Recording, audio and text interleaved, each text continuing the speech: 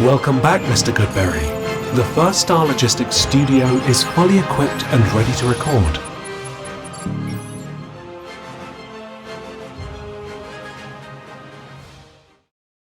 Welcome back to Bengals On The Brain, presented by First Star Logistics. I'm your host, Joe Goodberry. This is episode 187 as we conclude our 25-year team for 2025. So Bengals roster, trying to build a full 53-man. We're down to 10 spots left. We're going to do defensive backs today. A lot of guys talk about a pairing that actually played together. You got a lot of these guys that ended up crossing over, which I think is fun to look back on. But remember, they had to have played in 25 games and in the last 25 years. So there's some people that bring up names and I go, well, that was before 25 years ago, or he didn't play in 25 games. Some interesting players here, I think, to talk about. We'll start with corners and go to safeties as I pull it up right now. But a strong list, a strong team. I don't know where we'll rank the position groups. Maybe something for the comments when we get to the end. Like, we know receiver is strong. Quarterback is strong. Offensive tackle is really strong, right? Man, about 2 Hall of Famers there. The defensive line, surprisingly, really, really good. All of them are strong. The tight end might be the weakest of them. Running back, great. Linebackers, good. Too great. Ranking these are going to be interesting, and I'd like to see your guys. Like, who's the best, maybe the worst, maybe the bottom of the bottom 2 positions, maybe the top 2 positions. I'll read the comments for that. But the corner and safety rooms, not a lot of league-wide recognition, I would say. We've got a couple of Pro Bowls scattered in there, but I think it's really dang good. And one guy that I'm going to talk about at the top of the list at cornerback as we dive in right now. All right, first thing you'll see is 5 at corner, 5 at safety, 10 defensive backs. That is typical for what the Bengals have done over the last 25 years, whether that be the Marvin Lewis era or the Zach Taylor era. Sometimes you'll go 6 corners, 4 safety, but at the minimum, you're looking at 5 at corner, and you're looking at 4 at safety. I went strong at safety here. And I understand if you would say, no, go heavier at corner, because I'll get to it as we get the big reasons Mike Hilton, in my opinion, to go heavier at corner and go with another cover guy. But we'll start it off as the number 1 corner. The best corner the Bengals have had in the last 25 years was Leon Hall. And some people may not agree with that, but I'm going to tell you right now, it is Leon Hall. And Hall at the time, when he was thrusted into the number 1 role, you'll see the first 2 guys there, Leon Hall, Jonathan Joseph. Joseph played longer, probably had at times higher peaks, especially later in his career as Hall dealt with injuries, but they played together. And when Joseph left, Hall was the number 1 for the Bengals, but he was the number 1 before that. And what I mean is, we were right at the cusp of 3 wide receivers being the dominant offensive formation or personnel grouping. And defense is counteracting by saying, and taking it seriously finally, to have a nickel corner and a slot corner that was actually good. And many teams were either not valuing the position, not drafting them highly, not paying them. They definitely weren't taking their number 1 and then kicking him inside to play slot. And the Bengals were with Leon Hall. And it's because they felt comfortable with their other outside receivers at times, right? Or outside corners, excuse me. And Hall was really good at what it took to be a slot corner. Intelligence, toughness, tackling, great in zone. Like, that's everything you want. Plus, he was an elite athlete with elite agility numbers. You could see his quickness. The only time he really struggled, I felt, especially early in his career, was deep ball skills. He would lose the ball at times, grab guys. He was crazy athletic, though, when he'd jump in there and contort his body and knock him away. But he would get lost a bit there. Everything inside and tight, he was fantastic. He is probably the most underrated Bengals defender of the last 25 years, and maybe making a case of top 5 most underrated of all time. In my opinion, I am very high on Leon Hall. I think he was really amazing. There was a time where he was, I believe, a PFF early 2007, 8, 9, in that range, where they said he is the best slot corner in the league, best nickel corner in the league, hands down, and a top 5 corner. The year Darrelle Revis won MVP, or Defensive Player of the Year, Leon Hall, his coverage numbers and PFF numbers are lockstep, just under, but right with Darrelle Revis. he was really good. Injuries sapped his longevity, but the high points were extremely good. And we're at this point, we're trying to aim for those high points. Jonathan Joseph, back-to-back draft classes, by the way, at corner. Bengals spending first-round picks at corner. Joseph was the older one year before Hall, who had the speed, the closing speed, the quickness. He had good ball skills. Wasn't the best tackler. He didn't have the consistent play. He dealt with injuries his first few years with the Bengals, little nagging things. And that was one of the reasons the Bengals decided, we can talk about that. But this is one of the reasons the Bengals gave the same offer to Leon Hall, and he took it and just said, all right, we'll let Jonathan Joseph go. It really came down to he was going to get paid much more in Houston, and he left. If the Bengals would have paid him what he got in Houston, he probably would have signed in Cincinnati. That's typically how it goes around the NFL. But he ended up having a super long career and being really good for a long time. And I think that's key in understanding how good he was. Their moments together, outstanding. It was really fun to watch those two at corner and what they could do on defense with those two. Not as physical as Hall, but the athletic talent never dropped off for Joseph, and he played for a long time because of it. Similar as Deltha O'Neal. The Bengals traded back the year the Rams got Steven Jackson. The Bengals moved back and then moved back again. And in the first move back, they got Deltha O'Neal from the Denver Broncos. The Bengals ended up taking Chris Perry that year. Funny story that I've heard is they thought they were getting Steven Jackson, even though they traded back 2 more spots. Like, oh, Jackson's still there. Oh, no, the Rams just took him. Oh, we'll take Chris Perry then. Kind of a Billy Price situation. Anyway, Deltha O'Neal hits the ground running for the Bengals. 10 picks, Pro Bowl. I don't think Joseph or Hall ever made a Pro Bowl for the Bengals. Deltha O'Neal did. Adam Jones did, you'll see on the list. He did, but as a return man. Deltha O'Neal, though, ball skills, speed, length, smooth player, knew when to take risks, knew when to bait quarterbacks to making a throw into a tight window that he knew he could recover and get to because of that length and ball skills. He was a very fun player, especially for that year, but for a few years in Cincinnati. Deltha O'Neal was very, very good. And he was good with the Broncos. Like, we're talking about a high-end player, just inconsistent, not the most physical, not the best tackler, for sure.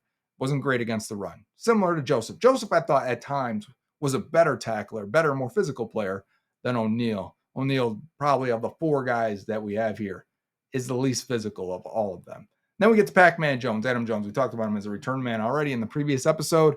As a corner, again, not the biggest dude, right? So he's not the most physical, but because he was crazy, he would hit and he would tackle and he would make plays.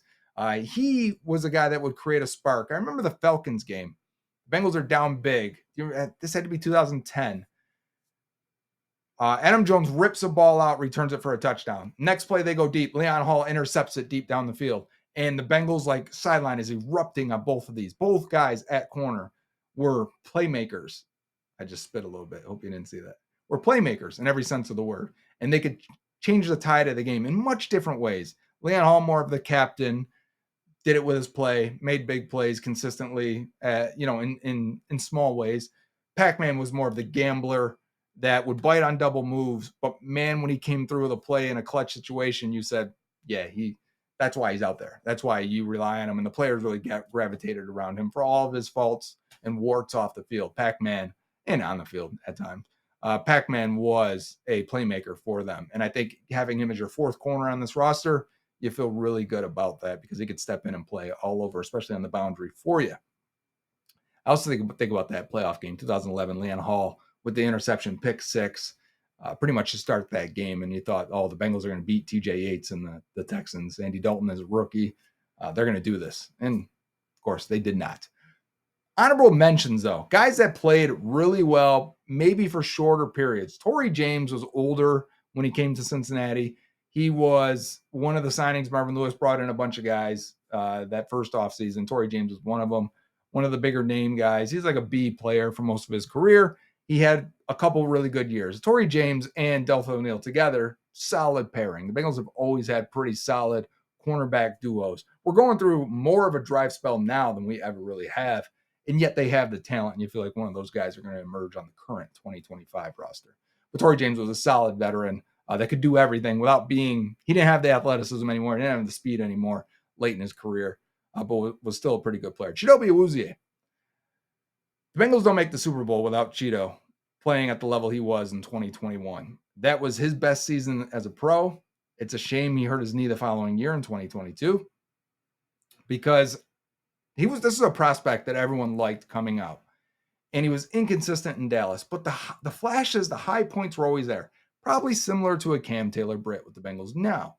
Goes into free agency, the Cowboys are like, yeah, we're not going to spend that. The Bengals get him on a value, a great deal. And Cheeto was mentally super smart. His issue with the Cowboys was always his ball skills, not an issue for the Bengals. Much different way they asked their cornerbacks to play.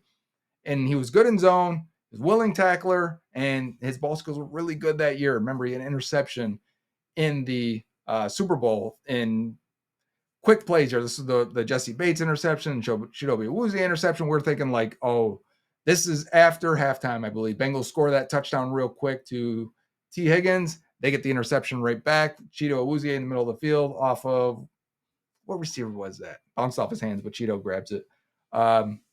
Very good player for them for that, especially that year. But he was, the majority of his time in Cincinnati, he was pretty good for them. William Jackson, surprise. This is a bust, right? Understandable. 2017 first round pick out of Houston. Good, or was it 2016? Either way, good player. He's a prospect I loved. He had speed, length, great ball skills. Probably Delta O'Neal probably his best ball skills of this list. William Jackson coming out of Houston, probably second best. Elite ball skills. We didn't know he didn't care. We didn't know he wasn't 100% committed. But the first time he got his chance to start after missing his rookie season, so 2017, so he was a 2016 pick, 2017, was one of the best years at corner we have ever seen. He was shut down. He got his hands on the ball consistently. Quarterback passer rating when throwing to him, extremely low. PFF brings up this year all the time when they're talking about like the 10 best cornerback seasons we've graded. William Jackson is in there. If you could get William Jackson to buy in, if you're calling him up the practice squad, maybe if this is what these great players are, we never really established that, he could give you some quality play. The talent was extreme with him. Next player, Terrence Newman. Followed Mike Zimmer from Dallas, like Chidobe followed Mike Zimmer over. Newman was an older prospect coming out. He's a 24-year-old coming out. K-State, I believe, same year as Carson Palmer was drafted. And highly athletic, fast, not the most physical player. Was picking and choosing too often in Dallas when to get physical and when to play and how to keep his level at a high game. He admitted himself he needed to have someone on him the way Mike Zimmer would be. And then he comes to Cincinnati and he ends up being a starter because he wasn't signed as a starter. He got a low-end deal to start with. Ends up being a starter for quite a few years for the Bengals and was a good player for them. You could elevate him maybe right under Chidobe Awuzie. If you want to say Jackson should be at the bottom of this list, I would get that. These guys aren't exactly in order. But Newman was a good player, not the most physical guy. Had to be for under Zimmer, though. He would give up his body quite a few times. His big play was probably, he had a big play in that Packers game that was really close at the end, if you remember that one. Cam Taylor-Britt, my last player here, he deserves a mention because of the glimpses we have had of extremely high-end play are worth noting and worth talking about and worth saying that, you know what, one more year, if he's good this year, that could be big. That could be good for him. And he would deserve a spot higher on this list, maybe knocking on, like if he has a good year and they extend him for 3 years, he could knock off Adam Jones at corner on this list, I think. I think he's got that type of talent. I'd love to see it more consistently. Cam Taylor-Britt, come on, we need you. Moving in the slot corner.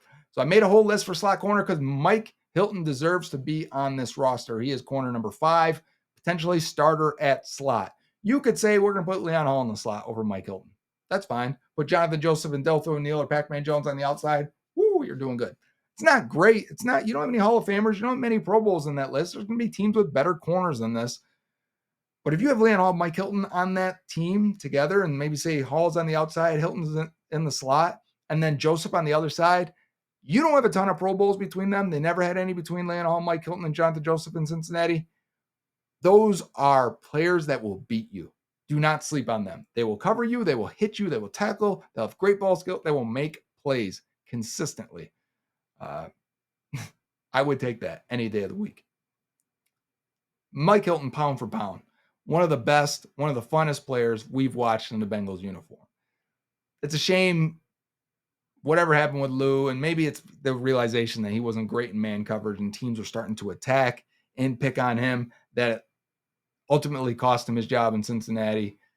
And he doesn't have a job right now. He doesn't sign anywhere else. But for the time he was here, for the 4 years, Mike Hilton was a blast, a pleasure to watch on film or live. So he deserves his spot on this roster on the 25-year team for the Bengals. Nate Clements is going to be a guy that behind him here. Nate Clements played safety for the Bengals, played slot corner. He was an outside corner for the Bills, signed with the Bengals. He just made it over 25 games for them, but he was good in that time. And he was the first one they took from boundary corner to slot and played some safety with him before you got to Chris Crockers and Leon Halls and all the things they were doing with these guys, and even Mike Hilton. So it went Nate Clements, Leon Hall, and then a bunch of guys that they were trying to figure out, and then Mike Hilton. But Clements deserves a mention here for he was a veteran, former first-round pick, great tackler. I think he set the tone. Maybe may have rubbed off a little bit on Leon Hall because Hall followed in those footsteps and was pretty good. Moving to safety now. It's been our first 15 minutes just talking corners. Safeties to me are just as interesting. We've got 7 guys to talk about. We're keeping 5. Remember, if you said to me, keep Chidobe Awuzie, and we're going to cut off Sean Williams off the bottom of this safety list, I would have no problem with that. I would understand your line of thinking with that. Starting at the top, though, 2 guys. These are our 2 starters. You got a free safety and a strong safety. Jesse Bates at free safety is the best free safety they had over this time period. No doubt about it. I mean, this came up on Twitter recently when the Dolphins traded for Minkah Fitzpatrick again. I said, what's the equivalent if the Bengals doing that? Is that just like signing Samaje Perine back or Michael Johnson after getting cut? And they're like, wouldn't you give up a first-round pick for Jesse Bates right now? And I was like, yeah, I would. You're right. I would trade for Jesse Bates. If the Falcons wanted to get rid of him, I'd be all over that. With the Bengals, I don't know. I hope that relationship isn't completely spent. And if that was a thing, I'm into it. And even though I'm making it up in my mind right now. Bates had great range. He was a captain. He was very smart. He had good ball skills. And he developed as a tackler and run defender. Every single year got better in that area. To end up being a multi-time Pro Bowler between the Bengals and the Falcons now. All-Pro, I want to say, at least once. Bates is a cornerstone player, in my opinion, that should have never have been on the table for walking at all. And the Bengals have $30 million in cap space right now, and Bates has a 16, 17, 18. He's in that range, $1 million cap hit. Like, are you kidding me? It was never, we deluded ourselves, not me. I tried to warn people into thinking that, oh, they're not signing Bates so they can sign T. Higgins, or they're not doing this so they can sign Orlando Brown. They could have afforded all of them, and many teams would have, and jumped on it early. And apparently there were some hope that they were going to be able to sign him early, and then things with Bates agency didn't work out that way, and the situation soured, and they never rectified it. But good player, really good player that has a long time left in his career, no doubt about it. Reggie Nelson. The Bengals traded for Reggie Nelson, former first-round pick out of Florida. My favorite story for Reggie Nelson is that at the combine, apparently, they asked him, what do you play at Florida? And he says, I play free safety. And he didn't know anything else other than that. I play cover 1, deep safety, that's it. Well, there was talks like he could play corner, he can do all these other things. He was talked about kind of like Dax Hill, and oh, this is a versatile piece. You can move him anywhere. Remember that draft season. The Jags draft him, and he's a bust for them. And it goes a few years, and nothing's going on. They get a corner that gets hurt. Bengals, David Jones, their 6th, 7th corner on the roster. They trade him and a 6th, I want to say, 6th or 7th round picks for Reggie Nelson. And I'm like, great, Reggie Nelson, former first round pick. I'll take that any day. It's when the Bengals used to do this stuff, right? They should really be tapping into those wells again with this current roster. You can use that type of influx of talent. But Nelson ends up being, so for the Bengals now, he ends up developing into their strong safety. And for some reason, people thought of him as a free safety more. And this is when it started to change between boundary safety and field safety. And that's a whole discussion we'll get to in a film review eventually as the season starts. But it's different. The strong safety, as the game evolved, he had to come down and cover tight ends. He had to come down and play the box, obviously. He had to come down and play the slot. You have a lot of coverage responsibilities. You're the under defender when you're going to go into a robber coverage, right? This was great for Nelson, who wasn't known for being the smartest dude, but as you watched him play, you're like, he is smart. He's instinctual. He knows what he's doing. He's getting to these plays. Maybe he doesn't need all that responsibility of being the last man, last line of defense and the defense as a free safety.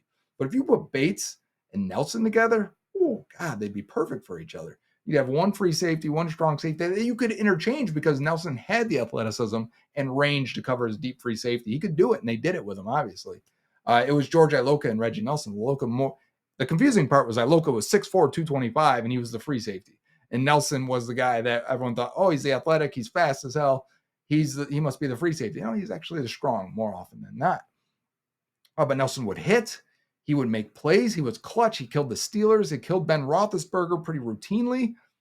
He was a fun player for the Bengals, made the Pro Bowl, and played for a long time. And they were able to extend him. And we could use that right now, finding those diamonds for 6th-round picks and guys that aren't going to make your roster anyways.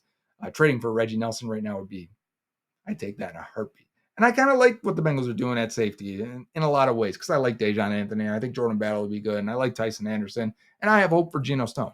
But that's nothing in comparison to what I'm even talking about for these top two guys. They don't have that. Could they have a George Iloka? Maybe. George Iloka, 5th-round pick. That 5th round for the Bengals. Marvin Jones, we saw get an honorable mention, and George Iloka. I think Marvin Jones is a better player, but Iloka at safety here because it kind of drops off. The Bengals are so good at receiver. Iloka is going to make this roster. 6'4", 225. They'd bring him down in the box to cover tight ends one-on-one, but he was a free safety in a lot of ways. Coming out of Boise, played a lot of quarters coverage, a lot of deep coverage, and that's when I think confused people when he was playing the free safety spot. It's like, yeah, this is what he did at Boise. He did this a ton. He's ready for this. He's very experienced in this. And he wasn't the fastest, wasn't the quickest because he was so high cut, but he could hit you and lay you out. He could cover tight ends. And he was just a solid player, heady player too. I liked him as a character fit in the locker room a lot during those times. I thought he was well-spoken and represented the players and the team very well. George Iloka was a favorite of mine because draft Twitter at the time, young draft Twitter, this is early 2000, right? 2000, I'm talking 2010, 11, 12, when Twitter was just all these analysts were emerging and looking for a home and looking for a way to share what you now know as modern football coverage. George Iloka was a favorite of many of us. And then Von Bell afterwards. Von Bell, again, value signing of the same year. We're going to have a bunch of those guys in here. What a home run that offseason was. We already mentioned a ton of them like Mike Hilton and BJ Hill and Trey Hendrickson. Now you got Von Bell added in there. DJ Reader, those are 2 off seasons back-to-back. Bengals just loaded up. Von Bell, though, strong safety, captain type, first in, last out type attitude, right? Laid that hit on Juju Smith-Schuster that set the tone for the Bengals to rebound the following year. Strong safety type. That wasn't the most athletic. Good player, though. Really good player. You could say a lot of the same things. I think a lot of these guys were captains. I want to say Bates was, Nelson was. I'm not sure if Iloka was a captain. Correct me if I'm wrong in the comments if he was. Bell was for sure, and Sean Williams was. Bell and Williams very similar, and I think in play style a lot. But Bell had his best years in the NFL. He was good for the Saints, but he has best years in Cincinnati. Sometimes that career cliff just comes for you, it falls off, and you're just not the same type of player. Talk about a player that they bring back after 1 year. Von Bell was one of those. But he was a linchpin in that success of the 2021-2022 teams, making plays. Think of the AFC Championship game, tip ball from Jesse Bates, the deep one, intercepted by Von Bell, right? Bell was a big player for them. And can't say enough about character-wise, number 24 for the Bengals. Sean Williams, 3rd-round pick out of Georgia. One of my first draft misses. I love Bakari Rambo. That was the combo. It was Sean Williams, Bakari Rambo, both coming out of Georgia. And the Bengals took Sean Williams. And I was like, I don't like him as much. Doesn't look that athletic. Doesn't look that fast. Big, boxy type safety. He develops into a good starter for them, gets a contract extension. He also would make a bunch of plays against Ben Roethlisberger and the Steelers. So I'll take a Leon Hall, a Reggie Nelson, a Sean Williams when you're making plays against the Steelers any day of the week. Vontae's perfect as well. Throw him in there. Any guys that makes plays against the Steelers, they're okay with me. Sean Williams was like that. And he was also a team captain, leader amongst the safeties and secondary. And because he was like 6'2", 225, he was a hammer and he would hit guys and hit hard. And I think that's where he was best. Wasn't the most athletic, little tight-hipped, Not the fastest guy, but would get to plays early and lay the wood. And I will take that. But if you say we want to drop one of these safeties and take one of these corners, I'm with that completely. And I understand why you would say that. But I think with these 5 guys, your special teams will be dynamite. Your depth is really good. And your starters complement each other very, very well. The last 2 that deserve honorable mention, guy who kept coming back, kept finding a way to make it on the team and make it on the roster, was Chris Crocker. And Crocker was a guy that played everything for them. He was a do-it-all, team captain type, communicator. They brought him in just for communications a lot of times. When they need a guy off the streets, they call up Chris Crocker. He just kept returning to this team, playing slot corner, strong safety, free safety, just to come in and cover tight ends in a big nickel or quarter coverage, quarters, package, dime, however you want to consider it, depending on how many linebackers are out there and how many defensive backs were out there. But we will get into that more when we get to the film. Chris Crocker, good dude too. So deserves a mention. One of my favorite underrated players of all time. And if you are a newer fan, you don't know who Chinedum Ndukwe is. And probably the funnest highlights of anyone. He was a 7th round pick out of Notre Dame. I think they had 2, either a 6th or 7th. Dan Santucci was the other Notre Dame late guy they drafted. It was a center, never made it. But Ndukwe was not an athletic safety. And he was big and he was long. And he ended up playing a bunch of linebacker for them and covering tight ends and playing nickel linebacker. And the dude made plays. He rotated with Roy Williams. You remember Roy Williams, the hitter from Dallas, from Oklahoma originally. And Ndukwe was starting to rotate in because every time he got on the field, he made plays. Whether it was a tackle for a loss, a strip, a forced fumble, fumble recovery, I want to say, interception. He'd return them for touchdowns pretty consistently. The guy was a playmaker, big-time playmaker that when you needed it, you're like, man, look at Chinedum Ndukwe making a play again on a team that needed it, especially those late 2008, 9, 10 teams that just didn't have enough playmakers on defense at all. He was a guy that did, and I wanted to make sure he got mentioned here before we end it. So that's the cornerback and safety room. I think it's pretty strong for this 25-year team. This gives us 53 men on the roster. Let me know where I went wrong, who I missed. Did I miss someone in defensive backs? What's your favorite position? Did I ring a bell or bring up a memory about a player that maybe you weren't thinking about? Did I remind you of a time or a moment? Share it in the comments. I love to read it. I do go through all of them, and I appreciate you guys for watching as we are inching closer to the 2025 season. So next time on Bengals on the Brain, presented by First Star Logistics, we're going to talk more football. We got a couple things. I got a couple of projects I want to get to before we get to camp. I'm going to squeeze them in there as much as I can. But until next time, Uday. Bengals fans, tired of the same old post-game chatter? Want real insight beyond the scoreboard? Then you need Bengals on the Brain with Joe Goodberry, presented by First Star Logistics. Joe Goodberry isn't just a fan, he's a die-hard Bengals football analyst. Every week, Joe dives deep into the Bengals game film, breaking down the plays that mattered, revealing hidden strategies, and uncovering the true impact of individual performances. Get ready for post-game analysis like you've never heard before, player evaluations that go beyond the stats, and the most in-depth Bengals draft coverage on the internet. Don't just watch the Bengals, understand the Bengals. Subscribe to Bengals on the Brain with Joe Goodberry on the First Star Media Group's YouTube channel. Get smart, get obsessed, get Bengals on the Brain.